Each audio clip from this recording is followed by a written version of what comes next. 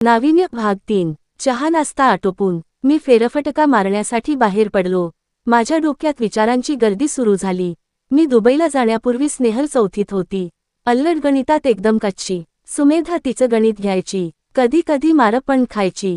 मग मी सुमेधावर ओरडायचो आणि स्नेहला जवळ घेऊन समजायचो. आता 5 वर्ष पोस्टेक करून मी परत आलो, तर स्नेहल ऐन तारुण्यात पदार्पण करून माझ्या समोर आली आणि मी पण हरवून बसलो.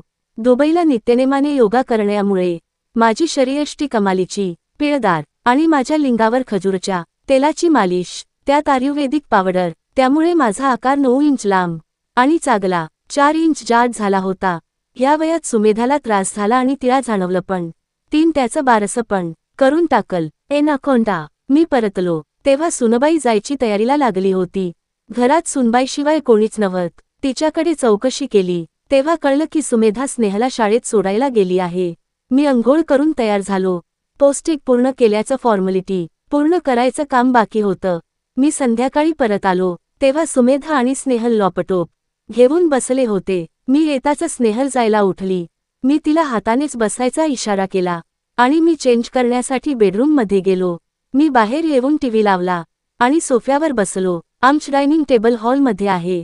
सुमेधा आणि स्नेहल टेबलावर बसून लॅपटॉप वर काम करत होत्या. माझं लक्ष कधी टीव्हीवर तर कधी स्नेहलवर. ती डोळ्यांच्या कोपरातून माझ्याकडे बघायची आणि मी तिच्याकडे पाहिलं की लाजून मान खाली घालायची. तिचं लाजणं मला अजून घायाळ करायची. अर्ध्या तासात सुमेधान तिला सुट्टी दिली. जाता जाता परत एकदा तीन माझ्याकडे चोरून पाहिलं. मी तिला एक स्मितहास्य दिलं, तशी ती लाजून पळून गेली. ती गेल्यावर मी सुमेधाकडे चौकशी केली तेव्हा कळलं की सुमेधाकडे ती रोज कॉम्प्युटर शिकायला येते. सुमेधाला फक्त बेसिक पुढे मी तिला शिकवणार असं ती तिच्या आईला सांगून पण मोकळी झाली.